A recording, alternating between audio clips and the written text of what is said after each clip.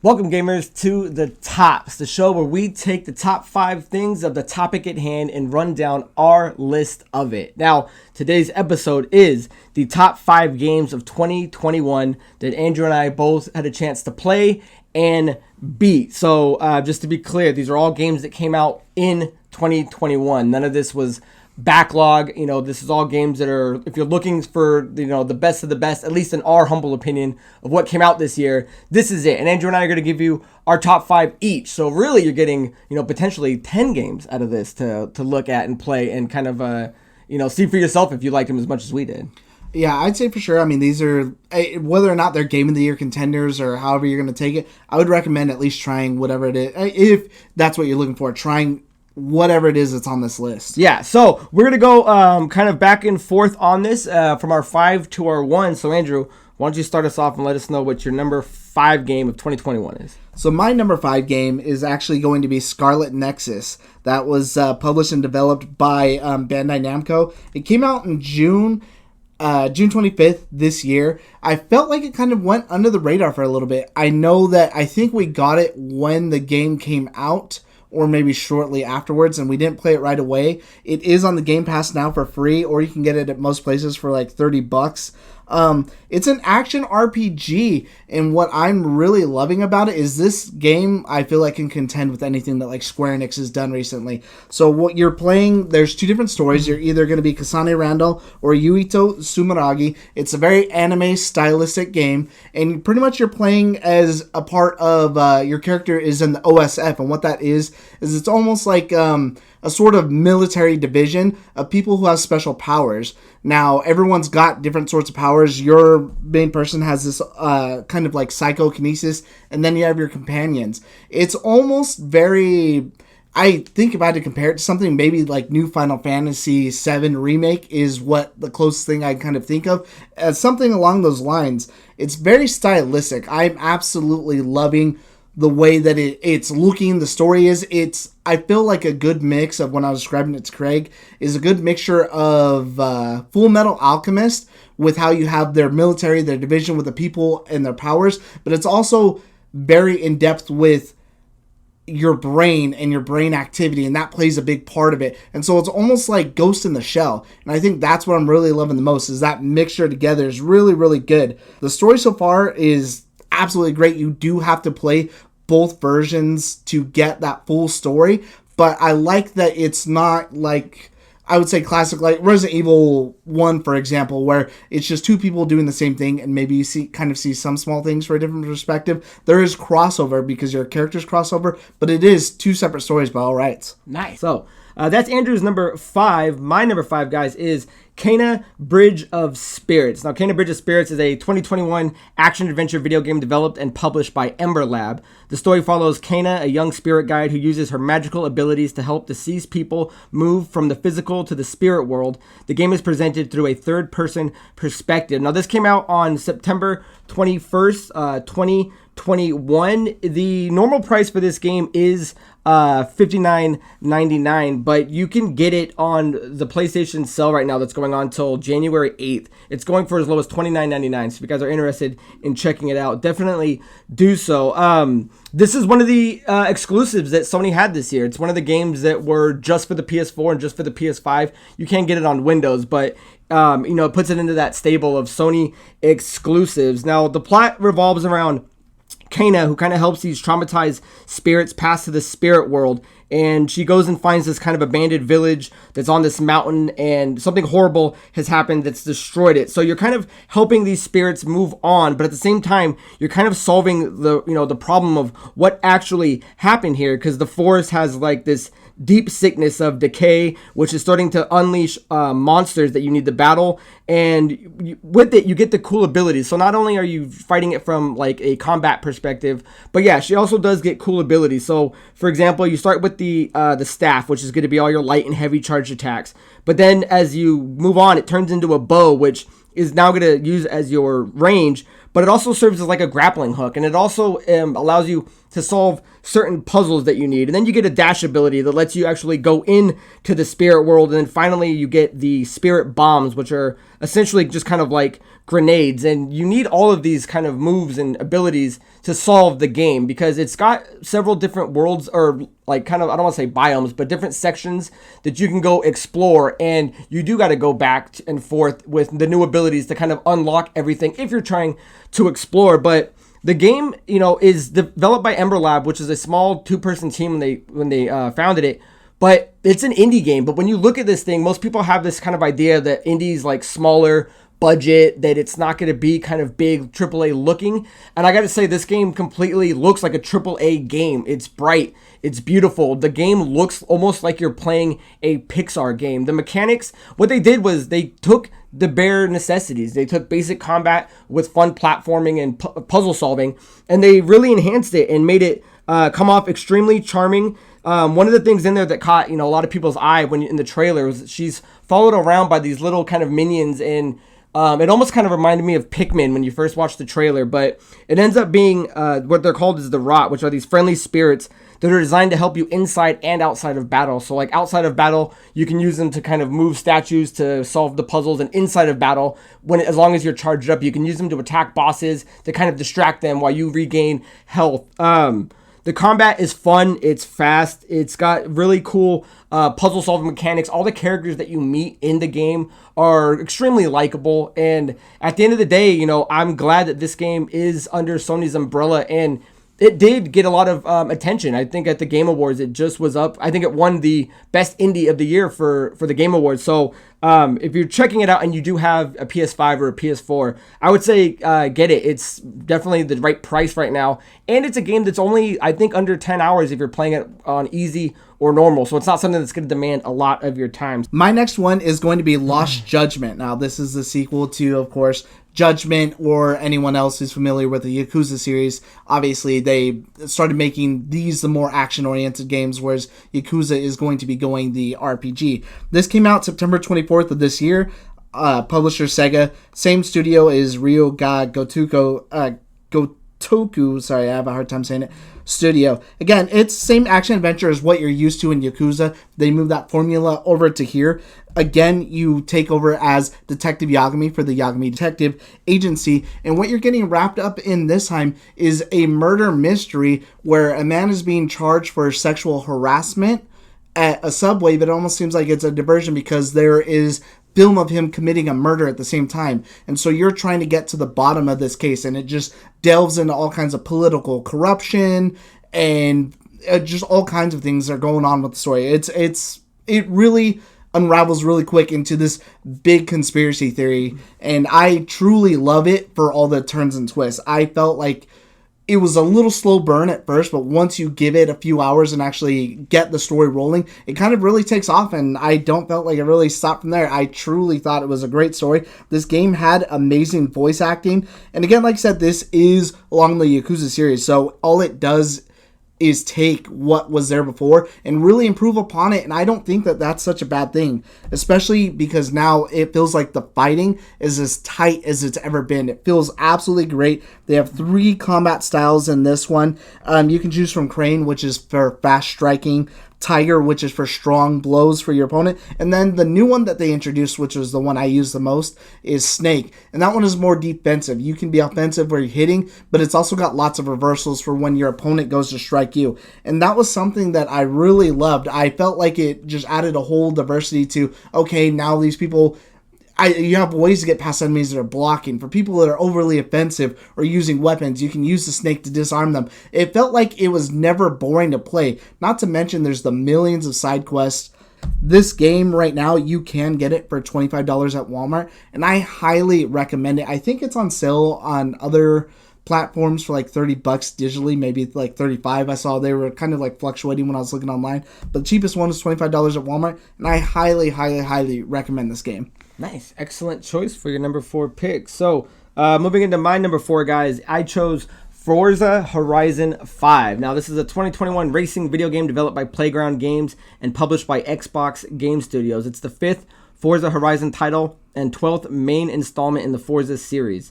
The game is set in a fictionalized representation of Mexico, and it was released on November 4th, 2021, so right at the end of this year, and this is a Game Pass game. I didn't really see any sales going on for it. That's not to say you couldn't find it cheaper elsewhere, but if you do have the Game Pass, this is a game that you can start playing instantly from there. So the beauty of this game is that there's just so much more to it than just playing it. Like, it's what they were able to do is take a beautiful, gorgeous driving simulator. Like, if you just want to go race or just explore, because there's different locations you can find.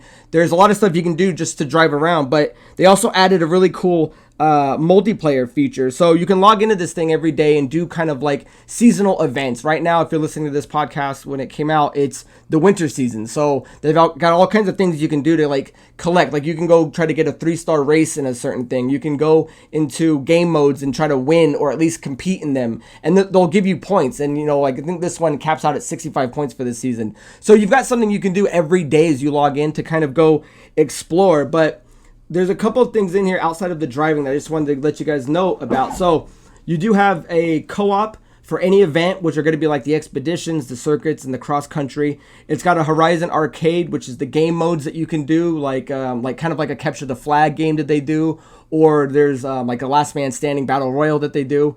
There's the Horizon Tour, the Eliminator, the Horizon Open, which is traditional PvP matches.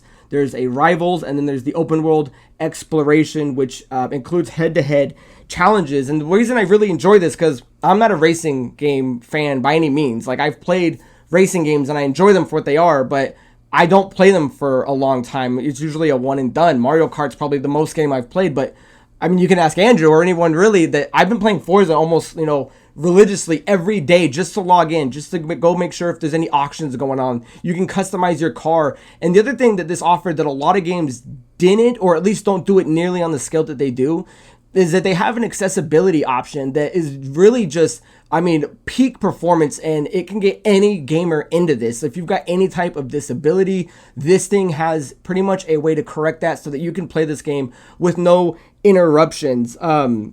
The other big thing is this was Xbox, big final, this game got a 10, and this game is, in my mind, outside of maybe Flight Simulator, the first big game that shows that Xbox is moving into a steady stable of great first-party games. So in my mind, this is kind of like almost a flagship game that shows that Xbox is going to start delivering on the scale of PlayStation. But at the end of the day, Playground did a really good job. This game is huge and it's gorgeous, and I'm really more excited now about the next Fable that comes out because Playground Games is developing them. So if you are interested in driving games and you are interested in more than like having a multiplayer function, this game is perfect. And if you have an Xbox, then there's no reason you shouldn't be playing this game. This game is fantastic, and I'm glad that it's getting as much praise that it did, because you generally don't see racing games be talked about as in a high regard, such as Forza Horizon 5. My number 3 is going to be Metroid Dread. Now, that came out October 8th, so fairly recently. Was up for Game of the Year nominations. It's published by Nintendo, but developed by Mercury Steam this time. And it's safe to say the king is back when it comes to that Metroidvania action-adventure style of gameplay. The controls, the level design feels as tight as ever. Just moving through this game, at first, obviously they set you with like a little pace, so you're going a little slower, but once you start picking up those powers and you kind of really figure out how to use them, you were just zooming all over the ship. And this space station is actually very big, and I guess maybe you could use that term, I hate using it, but this does have something almost like a biome. For there's a section that's underwater, there's another section where all the trash compaction and all that stuff goes, there's another section where everything's like almost like a jungle maze area that you're going through, and it just feels really good. It's nice to go through and fight tough bosses, tough areas. There's tough puzzles that you're trying to figure out and solve. It's not easy, and I'm loving that it seems like more and more we're getting these games that are just unabashedly afraid of saying this game is hard, it is a challenge, it's either for you or it isn't. But if you're willing to try and persevere, then you're gonna get that sense of accomplishment, like, damn, I really did this, I overcame this big challenge. And that's something that I love the most. They give her, I don't want to kind of spoil it, but it's more on her background, her heritage, where she comes from. And I really wish they would do more and not be afraid to have her voice acted or have her actually, be able to talk to somebody and interact with more than one person and not just an AI. I don't really understand, because she is a space bounty hunter, why you're not maybe operating in like a sort of hub area where there's other bounty hunters, other people you're running into. She can't be the only person in this universe. So I know that sounds like a negative, but they do more for her here than they have in the past games. And what they've done as a whole, it just feels absolutely great. This game was just amazing to play, and you could easily cruise through this game in probably like 12 to 15 hours. I think I beat it in like 8, but I was also just running through, I didn't 100% everything. I truly love this game. I don't see any sort of sales going on for it right now when I looked it up earlier, but it is a Nintendo game, so traditionally they do hold their value. So that's up to you, because you can beat it quick. If you think that price point at $60 is a little steep, then I would maybe wait. But I felt with my time, I got my money's worth, and I absolutely enjoyed this game. Excellent. My number 3, guys, is Ratchet and Clank Rift Apart. This is a 2021 third-person shooter platform game developed by Insomniac Games and published by Sony Interactive Entertainment for the PlayStation 5. And that's actually what I love the most about it. It's a game that finally made a full jump to the PS5. It was platform exclusive. They didn't make a PS4 version. Now, the reason they were saying is because, they finally wanted to take advantage of the hardware, because in this game you and what they showed off in every trailer was that you have this portal rift that allows you to kind of jump through time, and it moves you instantly to that spot. I think it probably could have been done on the PS4. I'm just incredibly happy that they abandoned it. Like, this is a PS5 exclusive game, so from that point of view, that already was fantastic for me to enjoy it. And if you're a fan of the kind of soft reboot that they did for Ratchet and Clank in 2016, then you're gonna love this game. It took all of that and just made it more polished and even tighter. And what they kind of introduced you to is this multiverse world, and that's kind of where this game is taking place. But as far as like the combat, you still have like really tight strafing and gunplay. You still got to collect the bolts, upgrade your health and abilities, find new like crazy guns and different gadgets to upgrade with the Raritanium, and then the enemies are still hilarious. That's one of the most iconic things, is how funny some of these guys are. The boss fights are solid, but what I loved the most in this was they finally introduced a new Lombax, who's a female named Rivet, and like I was saying with the multiverse, she's kind of like this universe's version of Ratchet, and she's got her own Dr. Nefarious that she has to deal with. And then you also meet Kit, who's kind of like who takes the Clank role from Ratchet and Clank. So it introduced 2 new characters that, as the game goes on, you kind of get to go back and forth between these two, exploring different worlds. And these worlds are a lot bigger than some of the old ones. There is a lot to collect. There is a lot to go do. There's a lot to go find. And what you're essentially trying to do is save all these dimensions, because it's starting to kind of crack, and you need to go find the Dimensionator, and that's kind of what the whole concept of the game is. But it's just more of the same, and I mean that in the best possible way. The 2016 game was fantastic in terms of its platform, its combat, the way it looked.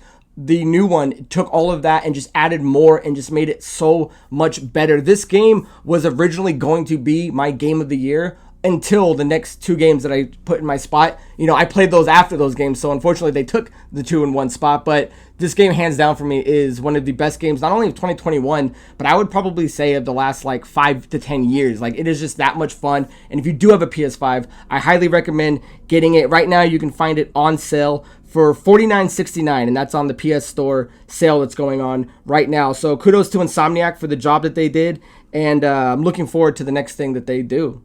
The next game is both of our number 2. It is actually going to be Halo Infinite. We both played it. We both loved it. It both skyrocketed to the top of our list. And if you guys are unfamiliar with Halo, which I doubt anyone is, Halo Infinite is a first-person shooter game developed by 343 Industries and published by Xbox Game Studios. It is the 6th mainline entry in the Halo series and the 3rd in the Reclaimer saga, following Halo 5 Guardians. Now, the multiplayer actually came out early, which was extremely cool of what they did. It actually came out on November 15th. You could start experimenting with the multiplayer, but the full official game launched on December 8th. So to keep it still you and then me, Andrew, your initial thoughts on Halo Infinite, whether you want to talk about the campaign or the multiplayer. I will go multiplayer, and I'll let you take the campaign since I play more. What, do you want to switch? No, we'll talk about both of them. When the multiplayer came out, it was extremely gratifying to play. Like, I haven't played anything that felt like that refreshing in a while. Like, it really made me realize how much I miss Halo, but I loved all the new things that they put in there. Some of the weapons, I would say, kind of are a little bunk, but that's overtaken by how good some of the things are to use, like throwing out the shield, or my new favorite thing is the grapple shot, which shoots you anywhere within some sort of vicinity across the map, and that just makes traversal, it opens up all the doors. So instead of, if you're not one of those people who's maybe good at making those sort of pro jumps that they do, you can easily use this item just to get around, and it changes the whole dynamic of, how the levels play. I feel like even when I'm playing this game, at first I was playing the same map over and over and over and over, that I did not get tired of it. But when this thing launched, there's no bugs, there was nothing. I didn't have a single issue as far as anything when I started playing this game. All the maps felt greatly designed. I think there's maybe one that I don't like out of however many there are, and that's really saying something for, having to go in there. And the only reason I don't even like it is just because usually I end up playing like not a bunk game mode, but a game mode that I don't think feels as well on that map as it does anything else.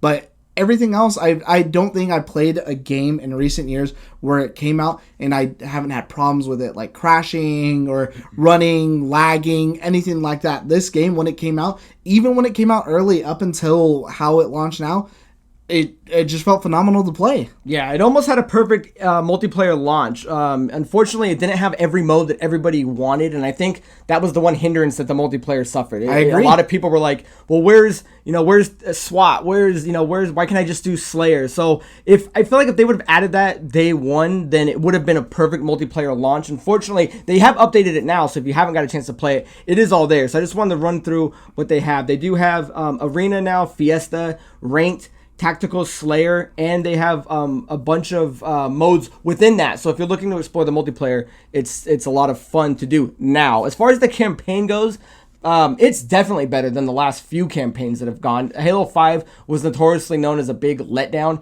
It's nice to finally see Master Chief come back. The big thing that people are kind of saying about this is the deepest you've ever seen a relationship with Master Chief go with anybody. Because in this one, you actually interact with a new AI that's called the Weapon. And then you also have the pilot that you meet in the trailer, which is Echo 216, and there's just more of a development and more dialogue between these people. So you start to see Chief in a new light. He's not just kind of this battle-hardened Marine that just goes mission to mission, which he does in this still. Like, he still kind of lives by that code, but you get to explore more of that. And the support, I mean, for being only 2 supporting characters in this game, I feel like the Weapon almost stole the show. She was extremely fun to not only listen to, because it's the same voice actress that does Cortana, and I forget the major that she's copied after, but she's fun to watch. She's fun to listen to. It's fun to watch her character develop and the storyline that happens between those two. As far as Echo goes, I feel like his whole character kind of fell flat, especially in like the third act of this game. I won't spoil anything for you, but I feel like they could have beefed him up a little bit. And the campaign was good. But I wouldn't say it was great by any means. I feel like the ending is a little flat as well. And if you guys have played it, jump in the comments, let me know what you thought about it. But I feel like it could have been better, but that's not taking away that it's still much better than the last few Halo campaigns have been. So as far as the 1-2 punch with their multiplayer and their campaign, Halo Infinite is a juggernaut of a game. And I feel Andrew and I have certain tastes when we play games. We like to have fun when we play certain games. If it wasn't for my number one and Andrew's number one, I think hands down, Halo Infinite is a number one game that should be on most people's list. Like, Andrew and I like our games that we pick because we had a personal experience with it, but everybody that's playing Halo loves Halo. So there's no doubt in my mind that if you look at most lists, especially Xbox players, Halo Infinite is going to be a top shelf game. So nothing to take away from that, but we're going to move now into our number ones, which are the best games Andrew and I had a chance to play this year. So what did you have for that big uno spot, my man? So my number one is going to be Resident Evil Village. This came out May 7th of this year, developed and published both by Capcom. Now for me, this might be a little skewed because I did a blind playthrough, no guides, no nothing like that. But it was also the first game that I ever streamed. You can check it on our channel. It's up there and complete. I even like a speedrun too. So this game is first person, coming off of Resident Evil 2 and 3's third person adventure style. Well, horror style anyways. It's continuing the story of Ethan Winters to find his stolen daughter, and it takes you to a different place. You're going to be in Romania, and that's what makes it so different, is the landscapes of where you're going through are beautiful. It's a beautiful looking game. There is a little bit of a slowdown sometimes when you have too many things like on screen, was really the only big issue I had with this game. Other than that, I didn't have too many problems. I think one of my favorite things about this game is throughout the story, you're not just going up against, all right, there's just my one villain, and now I got to get to the end, and I know that that's going to be my main person. There's a handful of people that you meet in here, and I think they're all just as interesting, some obviously more than others, but I've never played a game where, okay, cool, I'm doing the beginning, which is, spoilers, the castle, and it's super interesting. I love Lady Dimitrescu. She's my absolute favorite person in here, but then the next area you go to is just this like little tiny haunted house, which is arguably one of the scariest part of any horror game that I played in I can't even remember how long, and there's no action in it whatsoever. You're not fighting, you're just solving puzzles and kind of running from this thing and dealing with all the scariness that's going on in there, and that is arguably one of the biggest highlights of the game. So I just think it's crazy and how well done that you can have us go from, okay, I'm shooting, I'm fighting all these people, to now I'm just walking around solving puzzles completely, not fighting anything at all, and it feels just as refreshing and good. Like, this game has a very colorful cast that I think from start to end, I loved every new villain or every new encounter that I had, and I felt like it was all just memorable. And at the end of the day, end of the year, if you were to ask me to pick out, you can play a game and I'll have a hard time remembering, okay, maybe this person, that person's name. I can tell you all about all these people. That's how memorable they were for me. I think one of the biggest things that they did too was create a hub that felt necessary and felt great to come back to, because then you have other memorable characters like the Duke with the upgrade system where you're upgrading your guns. It took almost like what Resident Evil 4 did and Resident Evil 7 did and combined them, and I felt like it was almost in like a perfect way. But from front to back, I had an absolute blast playing this game. You can definitely get it right now. They have it $20 used at GameStop, but Capcom is actually having a sale right now, and you can get it at like $30 on most pretty much anywhere. So that leaves my number one, guys, and my number one is It Takes Two, which is an action-adventure platform game developed by Hazelight Studios and published by Electronic Arts. It was released on March 26, 2021. Now, I can't tell you how much I love this game, and I was super not only excited but surprised that it actually won at the Game Awards for the best game. It's a real underdog, and if you guys are familiar with any of Hazelight's games, they do really interesting things with the mechanics, whether it's going to be Brothers, where you have to move with the sticks, the two characters, or A Way Out, which is another game where it takes two players to actually play this game to move through it and beat it, and It Takes Two did the same thing. It was a game that required a second player, and it's got a really interesting storyline, so I won't try to paraphrase it. Let me just read it off Wikipedia of what the kind of the synopsis of what you're doing is. Cody and May, are a married couple, are planning on getting a divorce after Cody argues with May about her working all the time, and May arguing back that Cody never shows even a little appreciation for her job. After telling their daughter Rose that they're divorcing, Rose takes her handmade dolls, which look like her parents, into the family shed and tries to repair their relationship by play acting. The parents find themselves trapped inside the dolls' bodies in consequence of a tear landing on the dolls. Dr. Hakim, who has assumed the anthropomorphic form of his relationship therapy book, tells May and Cody that he has been given the job of trying to fix the relationship as they try to to reach Rose. So playing this game, I mean, if you watch a trailer, it looks like it could be a game for all ages, but it deals with some serious subject matter. It's divorce. It's watching two people who at one point in time loved each other just completely kind of resent each other. And the concept of the game through the story is kind of rebuilding this bridge relationship between these two. And they did it in a very interesting way. The gameplay and the mechanics are kind of set around these themes of every level, and the gameplay revolves around what the level tries to do. For example, like when they're trying to escape the shed in the beginning, they're giving each of them a power. So one of them has the ability to like throw nails. The other one has the ability to use a hammer. So you have to work in tandem with each other to solve each level and get past it. The boss fights are extremely memorable. It requires everything you learn through that level to beat the boss. And then as you move on, it gives you a new world. Like when you're in her room and you have to crawl through this dungeon that she made, that him and her made. It's using background pieces that would be from like any, bedroom. But the characters are now kind of like in a Diablo style where one's the wizard and one's the knight. So in terms of the story, it was surprisingly, beautiful. The ending has a very powerful emotion. I won't spoil anything for you guys when you get there,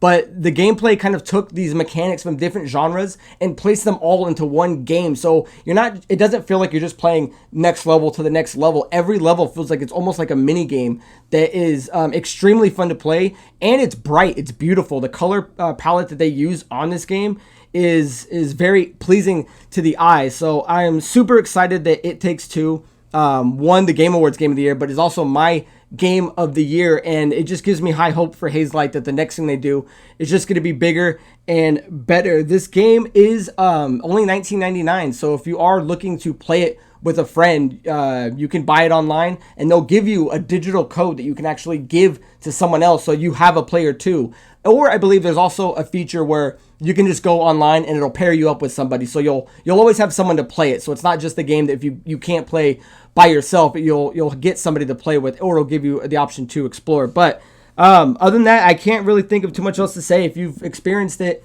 jump down in the comments and let us know. But that is the end. But I want to just recap quickly our top 5. So my number 5 was Kena, The Bridge of Spirits. Number 4 is Forza Horizon 5. Number 3 is Ratchet and Clank Rift Apart. Number 2 is Halo Infinite. And my number 1 game was It Takes Two.